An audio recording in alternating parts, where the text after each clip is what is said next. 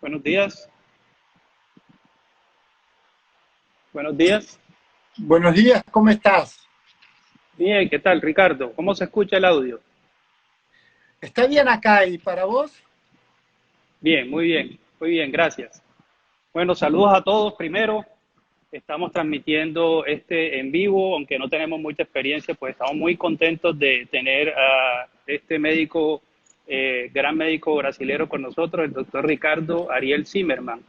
El doctor Ricardo es médico infectólogo, expresidente de la Asociación Gaucha de Control de Infección Hospitalar y Epidemiología Hospitalar. Entonces, digamos, la idea es que hemos visto que es muy activo en su Instagram y vamos a tener varias aclaraciones sobre esta pandemia que estamos viviendo en este momento, que es el COVID-19. Vamos a hablar en español de pronto lento, probablemente en algunos momentos en portuñol, pero vamos a cualquier cosita que no entiendan, estamos pendientes de que si tienen preguntas, estaremos contentos de hacer la traducción también si lo necesitan. Eh, Ricardo, ¿qué conocemos hasta hoy de la infección por COVID-19? Me gustaría que nos ilustraras. Tú has estado muy activo en las redes. Los invito ahorita al final, damos las redes de él para que lo sigan. Está haciendo siempre actualizaciones y nos sirven mucho para conocer muy bien qué es lo que está sucediendo desde el punto de vista de un infectólogo que además está muy actualizado. Bueno, lo que sabemos hasta ahora es que es un virus que infecta mucho, mucho, pero el riesgo de muerte es bajo en la mayor parte de las personas. Lo que pasa es que como es muy infeccioso, como infecta mucho, el número absoluto de muertes es considerable. Claro. Entonces el virus tiene que hacer una choose, tiene que elegir si quiere matar mucho o infectar mucho. A este le tocó infectar mucho. Y este es un problema también. Uh -huh. Claro. Hemos visto que no sé cómo se ha comportado, pero según los países hemos visto diferencias en la mortalidad también. Vemos que en Europa, por ejemplo, en Italia, en España, ha sido muy alta. ¿Cómo se está comportando en América Latina, según tu opinión? Bueno, lo que estamos haciendo en América Latina o lo que no estamos haciendo es muy parecido con lo que no hicieron en Europa, que son los tests, que son los diagnósticos extensos.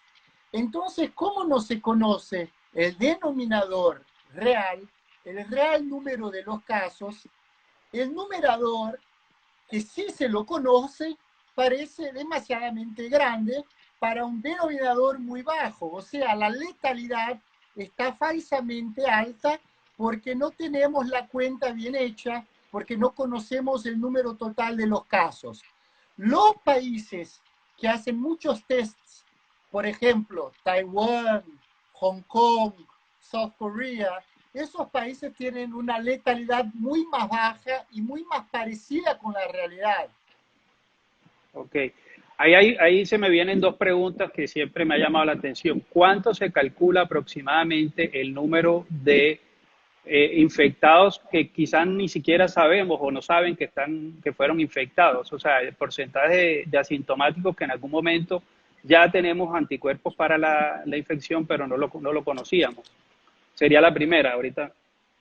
Eso es una gran cuestión, porque todas las cuestiones de salud pública tienen que ser tomadas a partir del conocimiento de cuántos infectados tenemos. Porque lo que causó un pánico muy grande es que se importó un modelo, el modelo de Ferguson, el modelo del Imperial College, que era basado en una susceptibilidad generalizada de la población al virus. Pero no era verdad, no tenía ni validad en la Inglaterra, porque se sabe que el virus fue inoculado por lo menos 1 a 2 meses antes. Entonces las personas no eran totalmente susceptibles y por tanto la diseminación no podría ser tan alta. Entonces lo primero que tendremos que saber es una prevalencia punto, cuál es el porcentaje de las personas que ya están inmunizadas y que pueden servir de barrera para que un susceptible no se encuentre con un infeccioso, lo que se llama de inmunidad de rebaño o herd immunity. Ok, ahí entiendo que entonces en las pruebas que se están realizando, incluso también hay mucha desinformación, porque hay muchos que dicen, es que las pruebas no sirven, pero es que aparentemente la prueba que normalmente se hace al inicio, que es la PCR, y ahí necesito que de pronto me aclare si de pronto estoy mal, ella es muy activa los primeros 5 o 7 días de infección, cuando el paciente está asintomático, pero después cae drásticamente el nivel de positividad de esa prueba. Ten, Entonces, Tenés razón, el problema no es la prueba, el problema es la indicación de la prueba. Si yo hago el PCR después, muy tarde, también me va a parecer que no es una buena prueba. El PCR sirve para los que tienen síntomas ahora y como dijiste muy bien, después de 7 días la sensibilidad puede caerse a 40%. La sorología no es muy buena cuando tenés los síntomas, pero es la mejor para saber si ya tenés la inmunidad y para que las empresas, para que el gobierno tenga políticas de sacar la gente a la calle para que vuelva a socializar y trabajar. ¿y qué tan disponible está esa prueba de inmunidad? Por ejemplo, una IgG sobre este virus, ¿ya está disponible en los laboratorios? ¿Está fácil o es también difícil como ha sido con las otras? Hay más de 200 empresas en todo el mundo haciendo las pruebas y lo que estamos viendo es que está ocurriendo una aceleración en la regulación para la aprobación del uso. Ahora en Brasil hay 9 pruebas aprobadas y ahora están empezando a traer. Lo que pasa es que mucha gente no quiere comprar, muchos gobiernos no quieren comprar las pruebas y hay un problema de logística, pero es más fácil que nosotros adaptemos nuestra logística a la biología del virus que lo contrario, que el virus adapte su biología a nuestra logística. Eso es imposible. Entonces tenemos que hacer lo que tenemos que hacer para que las pruebas lleguen a la población. Ok. Hablando un poquito de la parte de cómo funciona el virus, cómo entra a nuestro cuerpo, cómo funciona ese proceso cuando lo adquirimos, tocamos una superficie que está contaminada, qué sucede después normalmente. Bueno, existen 4 formas potenciales para la infección, pero yo diría que apenas 2, solamente 2, son epidemiológicamente importantes. Las 2 que son epidemiológicamente importantes son los eh, droplets, las gotículas Sí, y los aerosoles. ok, La diferencia está en el tamaño. Las gotículas tienen más de 0,1 milímetro y los aerosoles tienen menos de 10 micrómetros. Aunque yo cuando haga una tos o cuando haga un achis, yo elimine 50% droplets y 50% aerosoles, el volumen de los droplets es mucho mejor. El volumen del aerosol es 1/100.000 el valor de los droplets. Entonces los droplets son más importantes. Pero si yo trabajo en un hospital donde hay reanimación cardiovascular, donde hay intubación, donde hay broncoscopía, donde hay muchos aerosoles, los aerosoles también se tornan importantes. Esas son las 2 principales rutas, droplets o gotículas, que son mayores, y aerosoles. Las 2 otras serían los fómites, que son las superficies contaminadas, y la transmisión fecal oral, que es gestionable.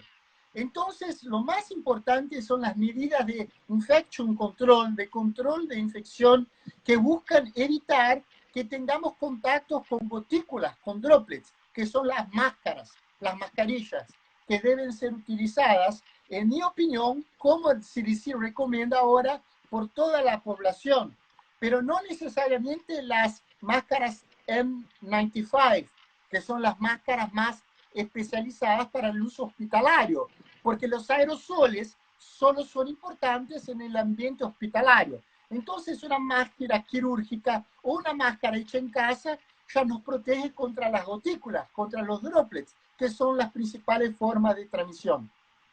Ok, perfecto. Y además ayudaría esas gotículas a no contaminar la persona superficie para la otra persona tomarlas después, ¿no? Entonces, es hasta una forma de convivencia.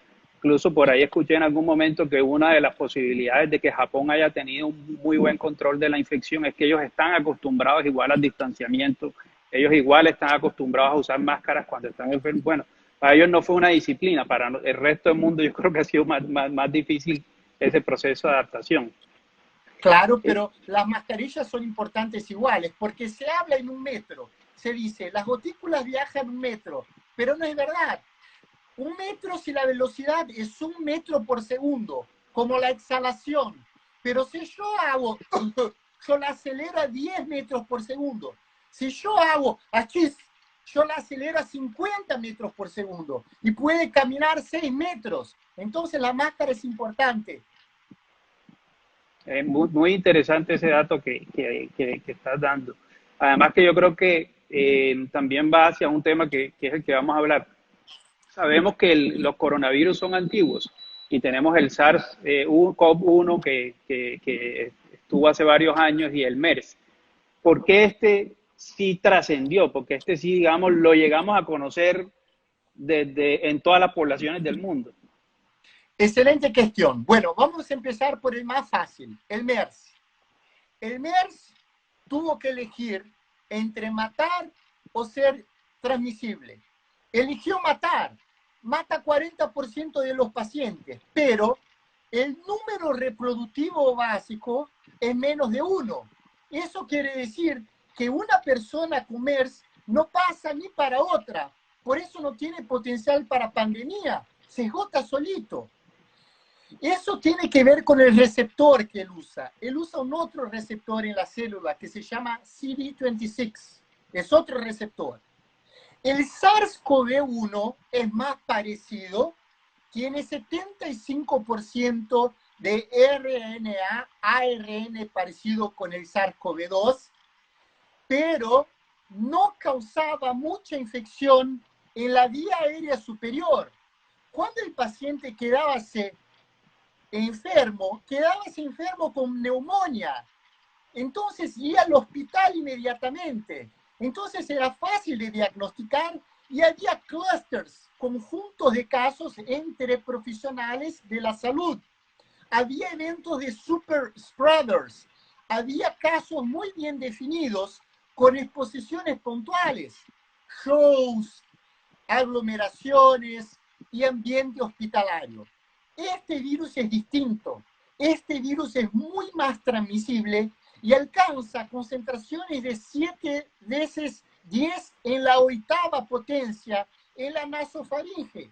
Por eso es muy transmisible y se queda transmisible hasta el 5.º día en la nasofaringe. Después del 7.º día se cae. Entonces, como las personas en la fase de nasofaringe no tienen síntomas o tienen síntomas muy blandos, no se van al hospital, no son isolados y se quedan transmitiendo el virus. Cuando se quedan enfermas del pulmón, se van al hospital, pero ya transmitieron el virus a las personas. Entonces, este es muy más transmisible que los demás. Ahí viene otra pregunta que también es de las que tenía. ¿Qué es lo que está haciendo que haya personas que se van hacia pulmón, o sea, que tienen esa transmisión y que digamos, hace que se compliquen, que acaben en cuidados intensivos? Bueno, nosotros sabemos que 5% de los que tienen síntomas se van al ICU, al cuidado intensivo. ¿Por qué eso ocurre? Hay dos posibilidades más importantes. Primero, el virus usa como entrada un receptor que se llama ACE2. El ACE2 o enzima conversora de angiotensina 2 degrada la angiotensina 2. Si el virus la está ocupando para entrar en la célula, él no puede degradar la angiotensina 2 y se aumenta la angiotensina 2 en el pulmón. Y la angiotensina 2 es muy proinflamatoria. Entonces, hay una reacción inflamatoria pulmonar y esta reacción inflamatoria hace con que el líquido se va para los espacios aéreos. Si hay líquido, no entra oxígeno. Ese es uno de los motivos. No entra oxígeno en los alvéolos.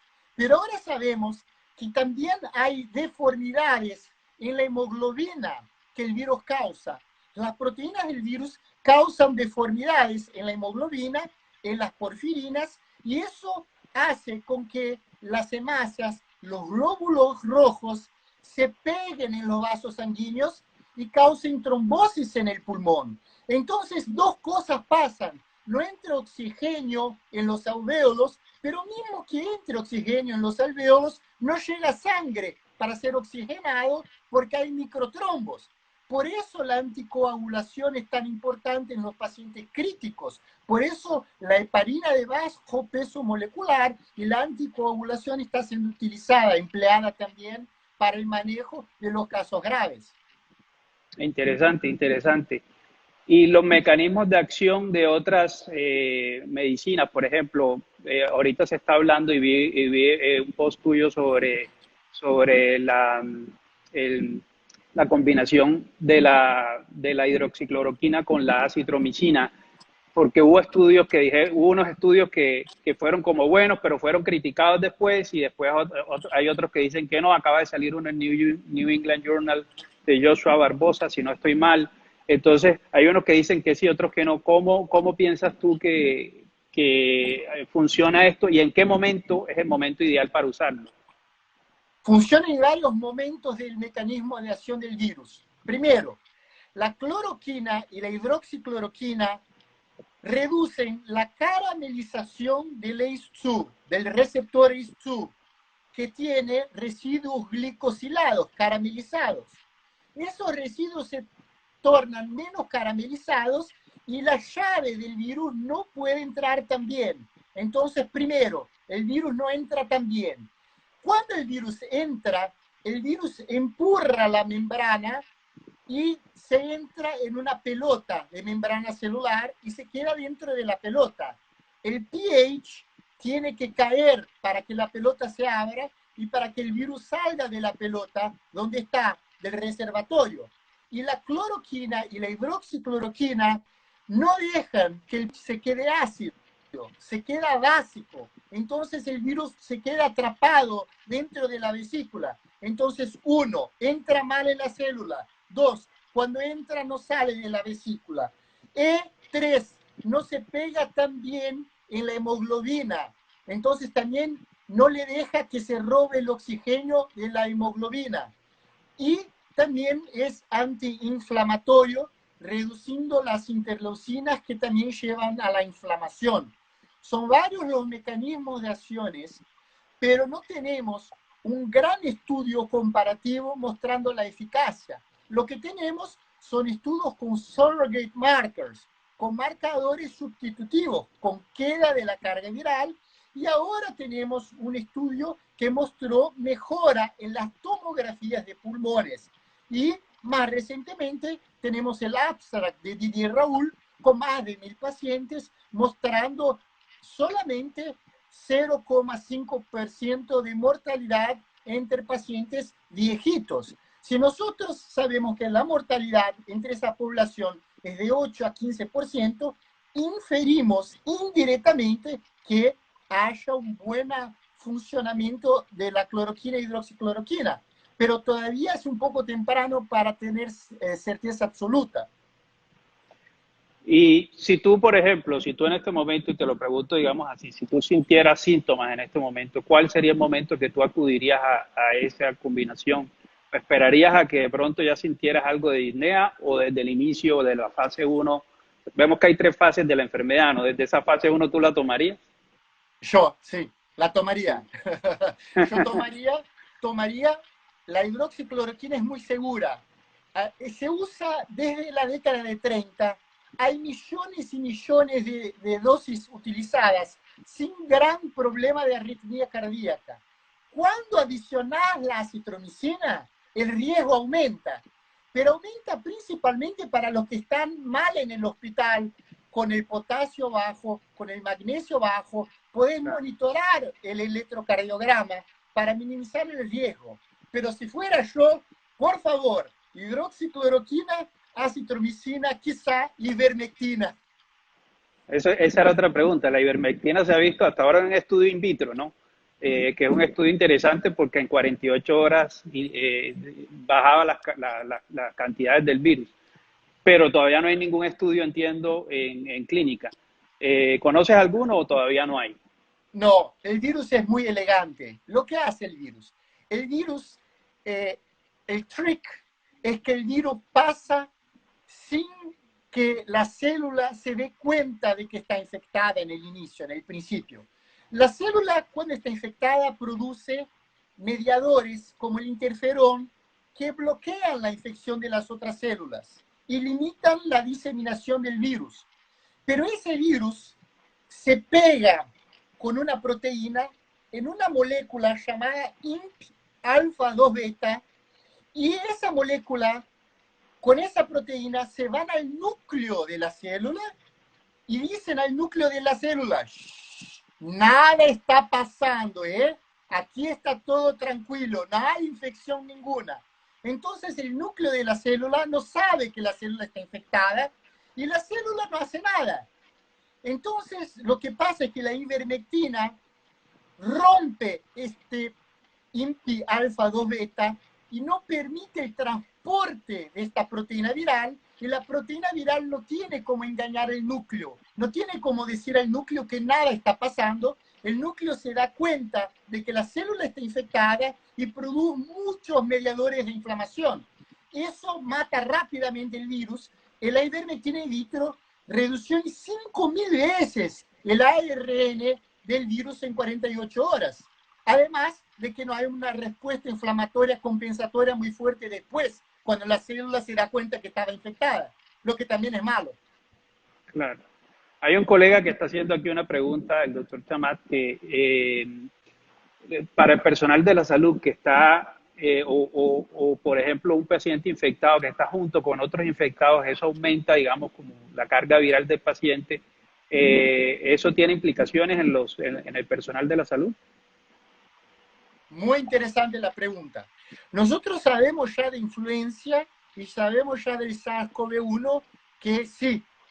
Y ahora estamos viendo también aislados de Río de Janeiro con 25% de los profesionales del área de salud ya infectados. O sea, nosotros nos expomos, de exposure es más grande a una grande cantidad de virus, y eso aumenta la probabilidad de quedarnos enfermos, y parece que también aumenta la probabilidad de tenernos una infección más grave. Ok, ok. Bueno, muy interesante. Aquí están haciendo preguntas sobre el consumo de vitamina C y de vitamina D. ¿Hay algunos estudios sobre eso que conozcas que tengan utilidad? Nosotros sabemos que algunos pacientes que están mal tienen niveles de vitamina D más bajos. Sabemos que la vitamina D es un mediador de la respuesta inmunicelular, pero no hay ninguna evidencia para la suplementación, ni de la vitamina D ni de la vitamina C. No creo que va a ser mal, pero no hay grandes evidencias.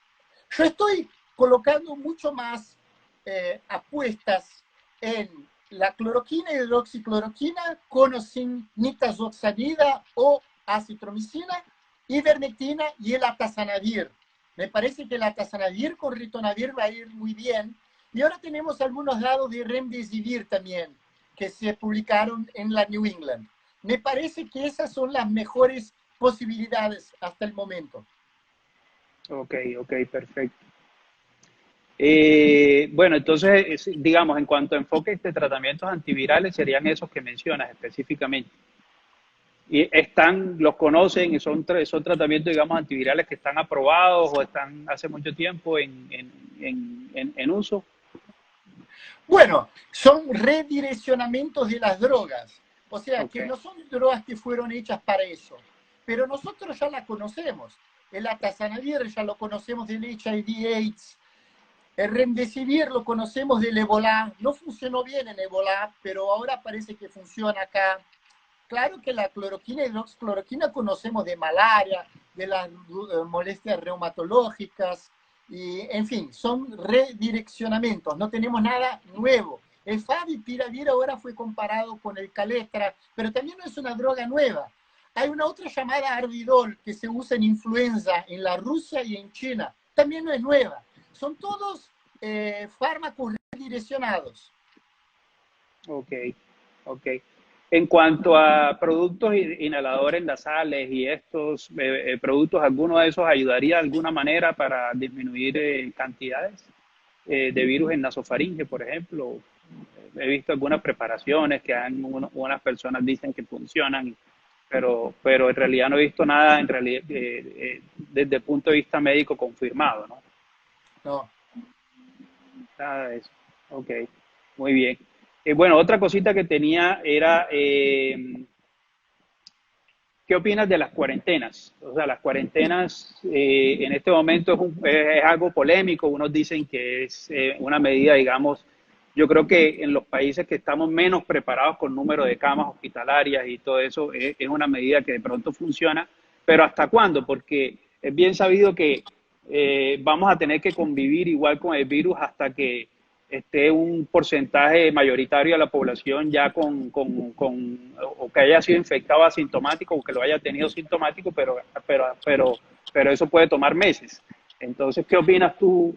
¿Cuál es tu opinión personal de esto? Me parece que hay un falso dilema que la gente tiene que elegir entre vidas y economía. Pero en realidad la economía no trata de cosas, la economía trata de vidas. Y si vos llamás salud de derecho, eso no la torna inmune a la escasez. Entonces, si se rompe la economía, va a ser malo para la salud también. Entonces, me parece que lo que tenemos que hacer es concentrarnos en la población de mayor riesgo, que son las personas con factores de riesgo, las personas con más edad. Esas tienen que tratar de circular lo menos posible. Me parece que tenemos que hacer todos los tests, pruebas que podamos hacer. Tenemos que hacer busca activa de los contactantes para colocar en aislamiento los que son infecciosos, y debemos reforzar las medidas de control de infección para los que salen a trabajar con el uso de alcohol en gel y máscaras.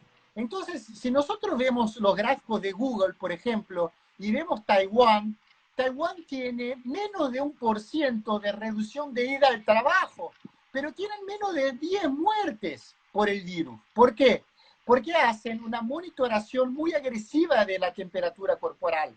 Pasás en una puerta, entras en un mall, entras en un restaurante, miden la temperatura, andan de máscaras, usan alcohol gel, y si están con la molestia, con la enfermedad, se van para casa, y todos los 36 contactantes en mediana que hay de un caso son también sometidos a pruebas.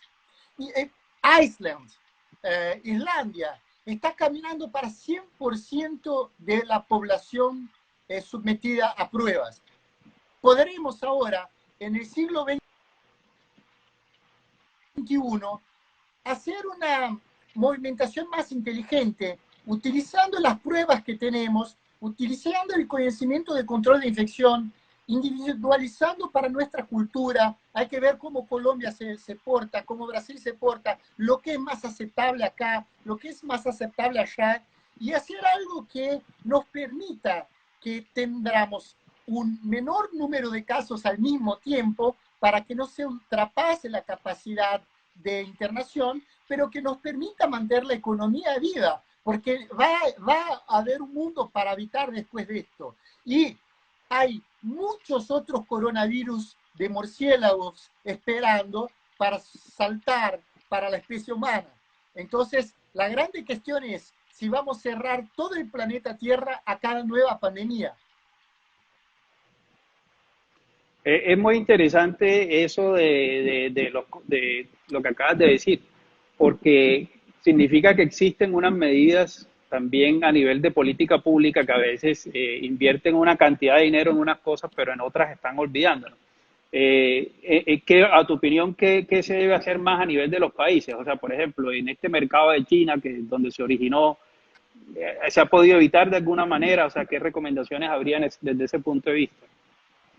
Bueno, lo que pasa es que, claro, China es una situación específica, es un país con un gran control sobre la población y lo que hicieron fue un lockdown localizado en Wuhan, en la provincia de Hubei, pero las partes del país que estaban abiertas acababan compensando económicamente el hecho de Hubei estar cerrado.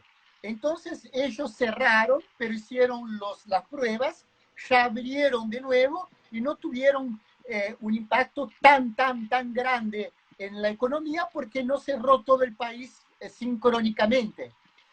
Ya otros países, como por ejemplo Corea del Sur, que tiene un respeto mayor por las libertades individuales, no cerraron nada, pero el precio que pagaron es que están haciendo casi 10.000 pruebas por millón de habitantes para poder hacer un diagnóstico muy precoz, muy early de los infectados y para llevarlos a la cuarentena domiciliar y para hacer las pruebas en los contactantes. Y lo hacen por biología molecular. Hay drive-thrus, te vas con el coche y te hacen la prueba.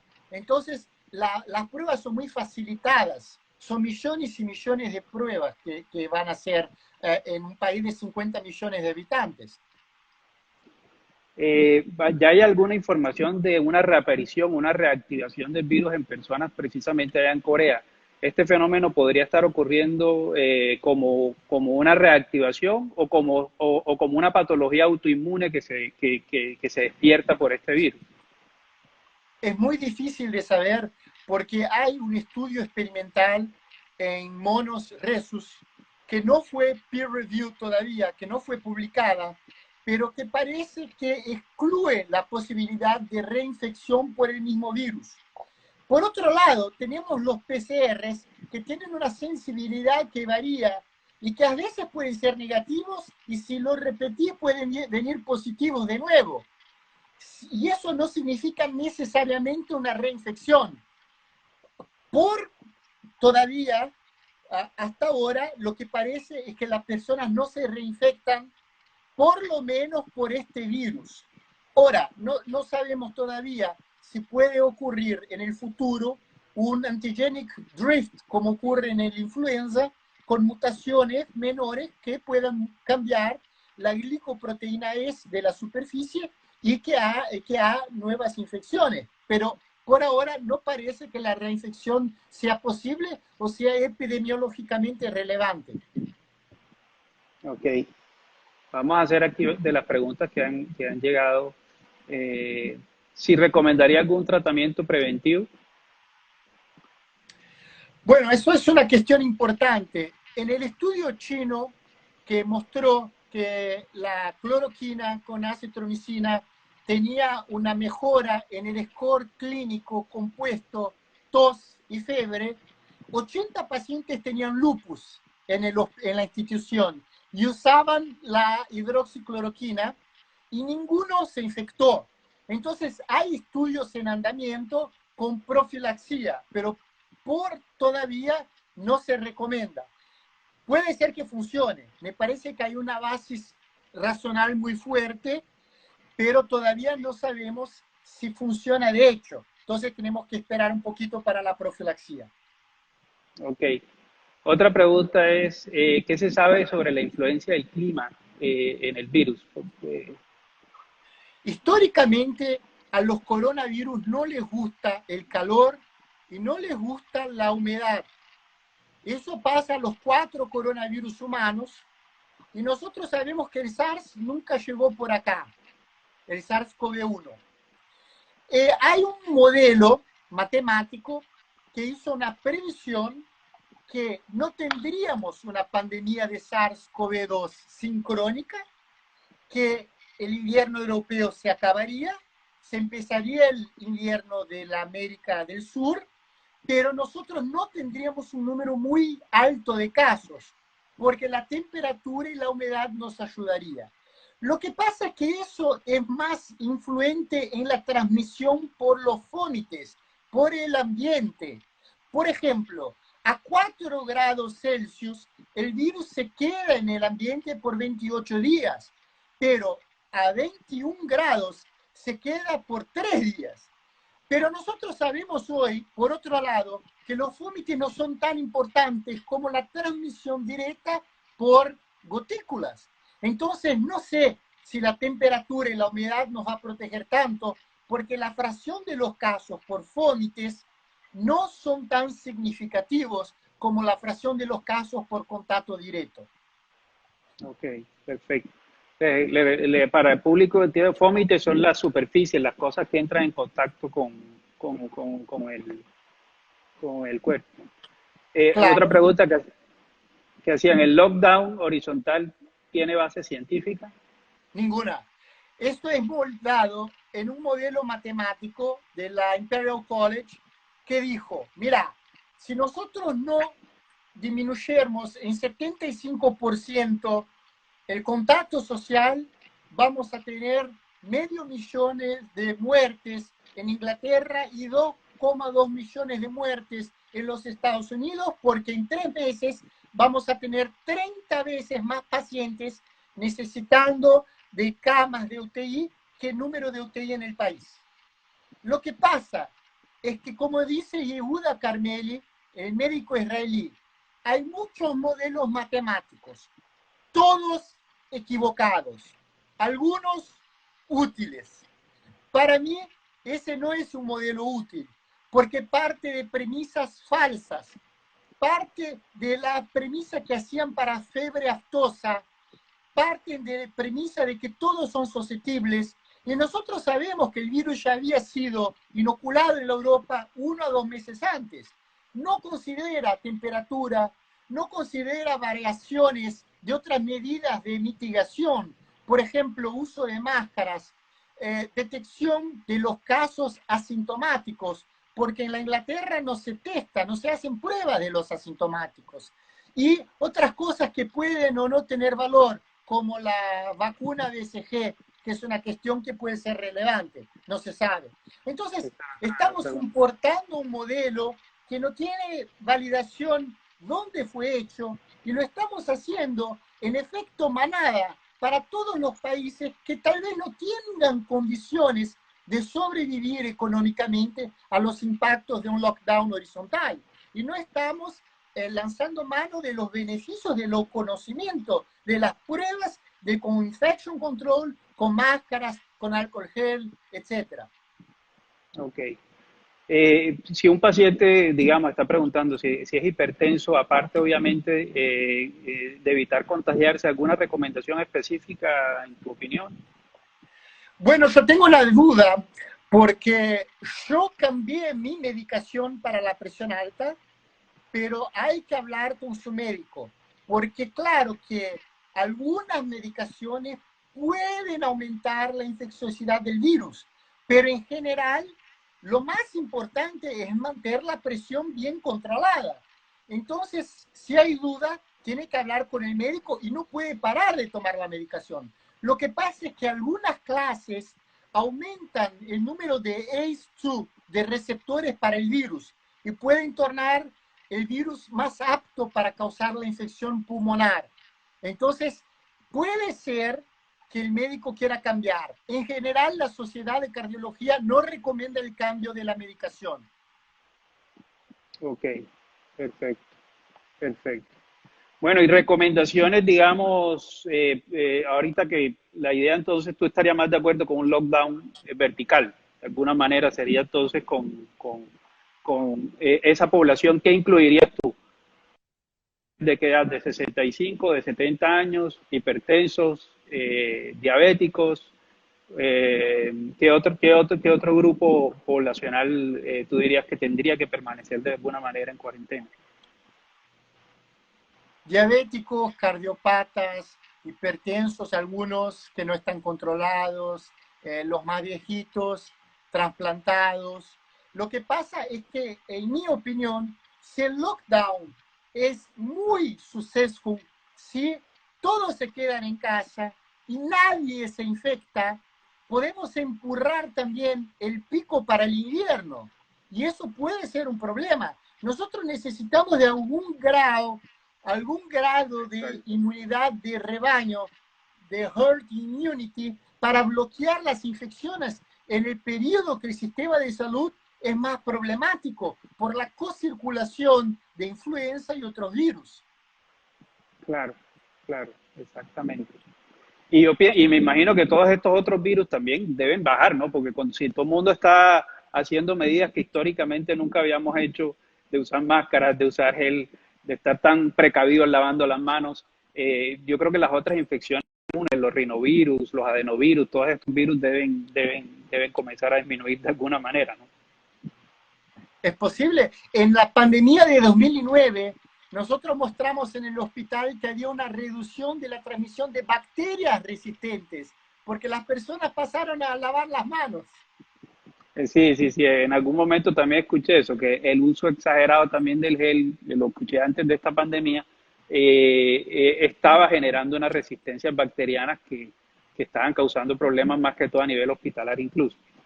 Eh, bueno, entonces las recomendaciones finales serían para la población, usar máscaras, yo diría que a los países. Ahora, porque como tú dices, para mí, o lo que estás explicando es que vamos a vivir de alguna manera con esa curva ya no tan pronunciada, pero vamos a vivir con una curva un poco más plana, pero vamos a convivir con el virus. Es inevitable que no haya pacientes infectados. Eso yo lo digo porque para la población en estos momentos estamos viendo que, por ejemplo, aquí en Colombia, que ha sido bastante controlado o no sabemos si de pronto no muy diagnosticado, está subiendo de a 200 o 250 infectados diarios, que no es muy alto, pero están, digamos, como las personas incluso se están preocupando y diciendo, uy, está disparándose. Es lo normal, es lo que tendremos que ver seguramente.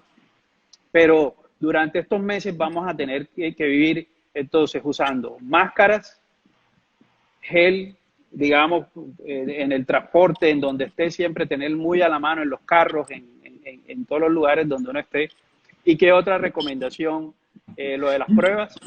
Las pruebas, los que pueden hacerlas, sin duda, si podés repetirlas para checar si te transformás en inmune, en IgG reagente, y hay que evitar eventos super spreaders, shows, raves, eso no puede ocurrir, partidas de fútbol, esos eventos con mucha gente son eventos potencialmente super spreaders que pueden diseminar para mucha gente.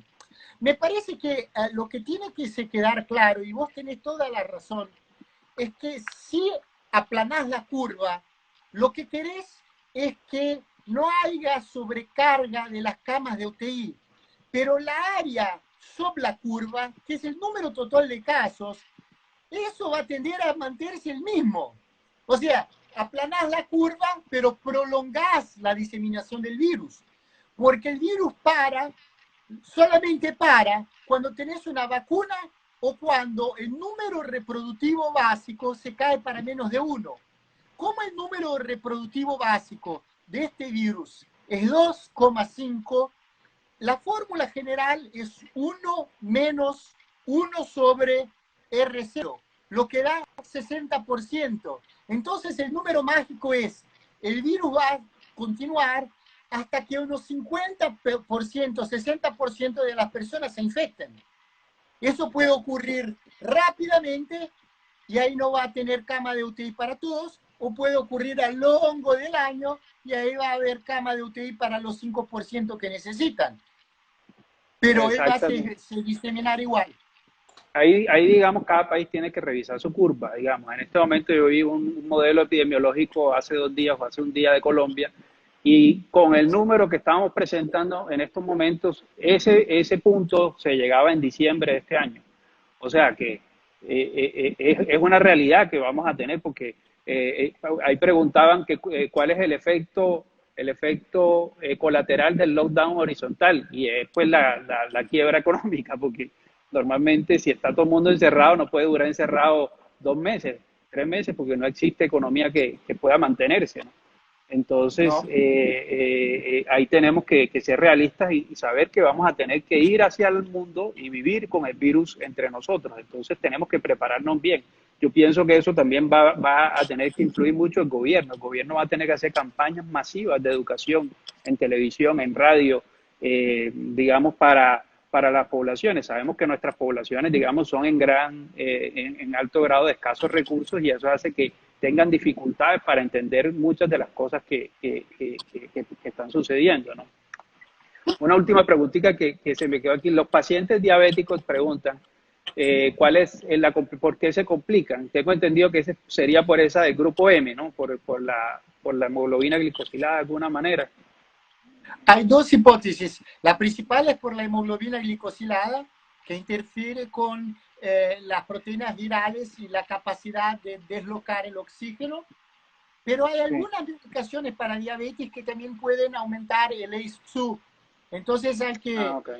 hay que revisar. Claro, es muy, la Hay, diabetes mata, ¿sí? Entonces todos tienen que continuar tomando las medicaciones, pero esa puede ser una explicación. Y también hay la inmunodepresión de diabetes, ¿no? Diabetes es una condición que históricamente se asocia a riesgos más altos de infecciones. ok, perfecto. Bueno, Ricardo, este, no sé, allá en Brasil, ¿cómo lo están manejando? ¿Cómo es tu opinión de cómo están haciendo las cosas? Pocas pruebas, me parece que estamos haciendo muy pocas pruebas todavía. La situación no está tan mal. En Porto Alegre acá 70% de las ICU están llenas, o sea, no falta camas todavía. Los gráficos oscilan, pero no conocemos la realidad porque hay pocas pruebas. Tenemos que hacer más pruebas para conocer mejor la realidad. Pero las previsiones catastróficas no están se comprobando. Tenemos poco más de 1.000 muertes en Brasil. Entonces, la situación no está fuera de control. Ok, perfecto, perfecto. Bueno, sí, aquí nosotros también en Colombia estamos, hasta ahora hemos tenido, yo creo que el comienzo de la cuarentena fue temprano y eso hizo que de pronto no hubo el aumento, digamos, de la curva muy alto. Pero realmente, digamos, creo que ya se tiene que llegar ese momento de abrirse y de enseñar a la población de cómo convivir con el virus. Eh, Ricardo, bueno, yo pienso que todas las preguntas han sido contestadas de las que tuvimos en el público y de las que yo traía aquí. Me parece excelente, digamos, el conocimiento que has dado a transmitir y lo has hecho en un español perfecto. Entonces, yo creo que no hubo necesidad en ningún momento de hacer ninguna intervención sobre el portugués.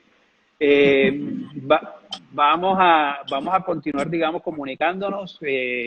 Yo me formé en Porto Alegre, entonces tengo mucho amor también por Brasil y por Porto Alegre. Entonces, eh, esperamos que sigamos y llevemos adelante esta pandemia, de que se haga lo mejor posible.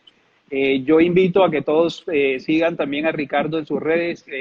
No es frecuente que un infectólogo explique tan claramente las cosas que se van actualizando. Entonces, los invito a que lo sigan. Es Ricardo Ariel Zimmerman en Instagram. Y bueno, y a todos muchas gracias por esta Instagram Live, por su participación y por habernos visitado aquí. Ricardo, muchísimas gracias. Muchas gracias a usted, mucha suerte para todo el pueblo colombiano. Un abrazo, hermanos. Ok, gracias, igualmente. Un abrazo. Vamos a guardar el Instagram Live para que las personas lo puedan consultar en 24 horas, por las siguientes 24 horas.